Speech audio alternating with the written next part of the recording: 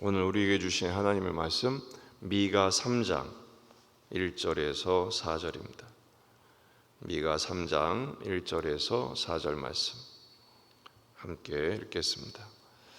내가 또 이르노니 야곱의 우두머리들과 이스라엘 족속의 통치자들아 들으라. 정의를 아는 것이 너희의 본분이 아니냐. 너희가 선을 미워하고 악을 기뻐하여 내 백성의 가죽을 벗기고 그 뼈에서 살을 뜯어 그들의 살을 먹으며 그 가죽을 벗기며 그 뼈를 꺾어 다지기를 냄비와 솥 가운데 담을 고기처럼 하는도다. 그때 그들의 여호와께 부르짖을지라도 응답하지 아니하시고 그들의 행위가 악했던 만큼 그들 앞에 얼굴을 가리시리라. 아멘.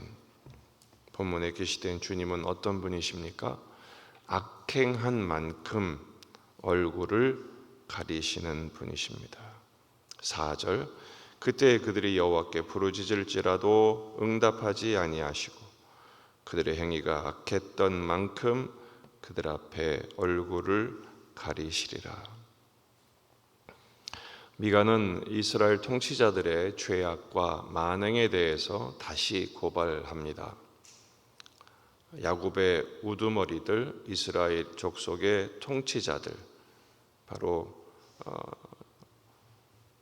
정치 지도자들을 의미하죠. 앞장서서 백성들을 돌봐야 하는 제사장들, 그리고 정치 지도자들, 그리고 리더십들을 의미합니다.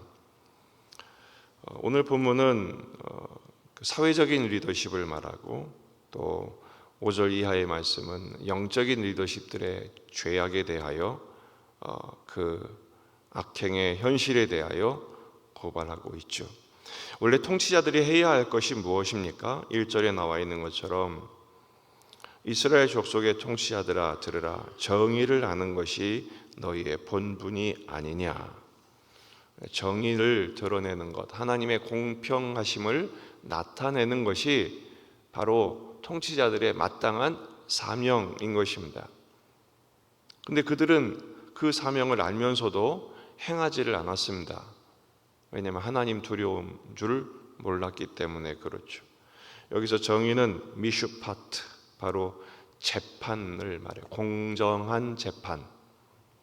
죄악을 드러내 벌을 주고 가난한 사람의 억울함을 풀어주는 재판을 실행해야 하는데, 그런 하나님의 공의를 실행해야 하는데 그들은 오히려 뇌물의 구분 재판을 베풀고 힘 있는 자들과 담합해서 억울한 자들의 눈물을 닦아주지 않았다는 것입니다.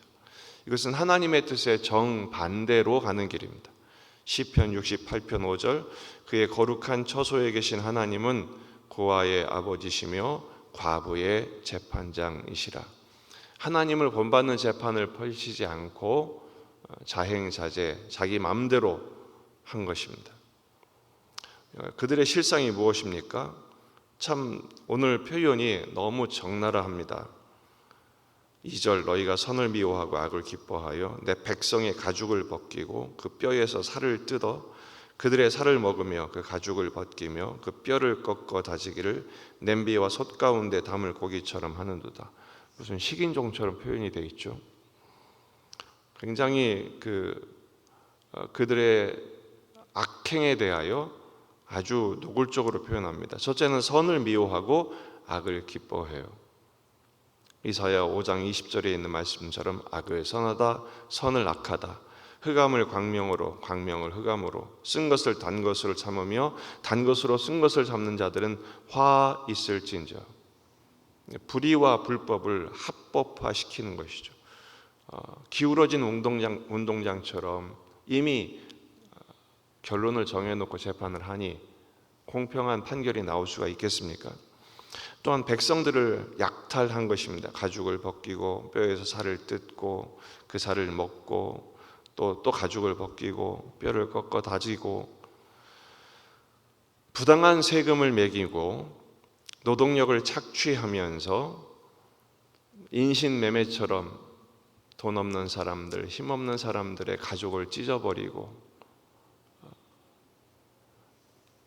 이스라엘 백성들에게 통치자는 목자거든요. 양들을 먹이고 잘 돌보아서 배부르게 하고 살찌게 하는 것이 목자의 역할인데, 반대로 그들은 양떼를 잡아먹었다는 것입니다.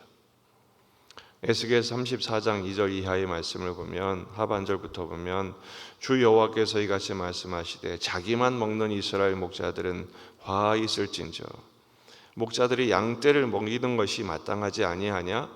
하지만 너희가 살찐 양을 잡아 그 기름을 먹으며 그 털을 입되 양떼는 먹이지 아니한도다. 먹이는 게 아니라 먹어버렸다는 것을 말합니다. 시대마다 이런 일들은 반복되었고 오늘 우리가 살아가는 이 시대도 다르지 않습니다. 그것에 대하여 하나님은 가만히 있지 않으시겠다는 것입니다. 어떻게 하십니까? 4절에 여호와께 부르짖어도 응답하지 아니하시겠다. 이스라엘 역사는 하나님께 부르짖을 때 구원하시는 역사였습니다. 애굽에서 그 고통 속에 신음할 때 그들은 부르짖었고 하나님은 응답하셨어요. 사사 시대마다 대적에 의해서 민족이 고통당할 때 부르짖었고 하나님은 응답하셨어요. 하지만 이젠 더 이상 응답하지 않으시겠다는 것입니다. 기도 응답을 거부하신 거죠. 또 그들의 행위가 악했던 만큼 그 앞에 얼굴을 가리시겠다 말씀하십니다. 여러분, 성경에 나오는 하나님의 얼굴, 사실 하나님의 얼굴은 없죠. 영이시기 때문에.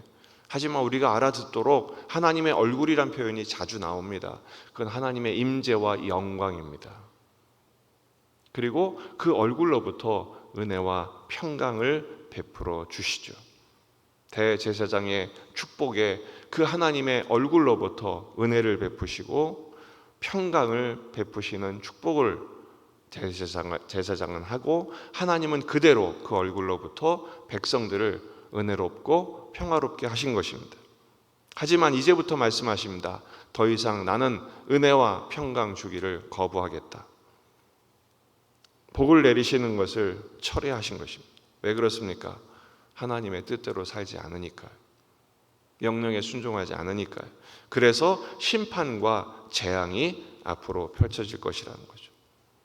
오늘 말씀에 통한 교훈은 무엇입니까?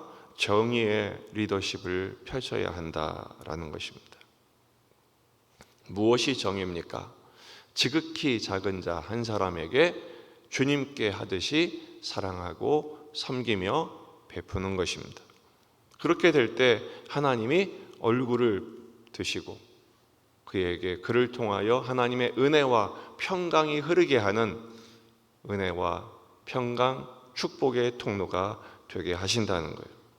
마태복음 25장에 양과 염소의 비유가 있죠. 40절에 양들에게 말씀하십니다. 임금이 대답하여 이르시되 내가 진실로 너희에게 이르노니 너희가 여기 내 형제 중에 지극히 작은 자 하나에게 한 것이 곧 내게 한 것이니라. 반대로 염소들에게 말씀하시죠. 지극히 작은 자 하나에게 하지 아니한 것이 곧 내게 하지 아니한 것이니라. 여기서 지극히 작은 자는 누굴 말할까요? 계속 미가서를 통해서 강조되고 있는 레위와 나그네와 고아와 과부와 연약한 사람들 뿐만 아니라 지극히 작은 자 한 사람은 내 마음에 들지 않는 사람도 포함됩니다. 원수까지 사랑하는 말씀이 여기에도 포함이 됩니다. 우리가 하나님의 자비와 사랑으로 돌보고 섬기면, 정의의 리더십을 펼치면 하나님이 갚으신답니다. 반드시 갚으시겠다고 약속하셨습니다. 하지만 사람들에게 받으려고 하고 사람들에게 뺏으려고 하고 자기 것을 고집하고 놓치지 않으면 하나님이 얼굴을 가리시겠답니다. 우리 예배자들의 최고의 축복이 뭡니까? 주의 얼굴을 베옵는 거예요. 오늘의 예배가 하나님의 얼굴을 베옵는 예배가 되고 오늘 하루의 삶이 하나님의 얼굴 빛으로부터 오는 은혜와 평강, 기쁨으로 가득한 축복의 날이 되시기를 주의 이름으로 축원합니다. 그렇게 되려면 주께 엎드리는 것입니다. 주의 얼굴을 구하는 예배를 드리고 주의 얼굴을 구하는 예배의 삶을 사는 것이죠.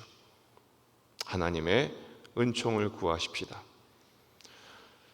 가난한 자들의 재판장이신 예수님의 그 사랑과 은혜의 십자가를 붙들고 오늘도 믿음으로 은혜의 길을 걸을 때 오늘의 합당한 은혜로 우리를 채우시며 축복의 통로로 사용하사 천국의 삶을 누리게 하실 것입니다.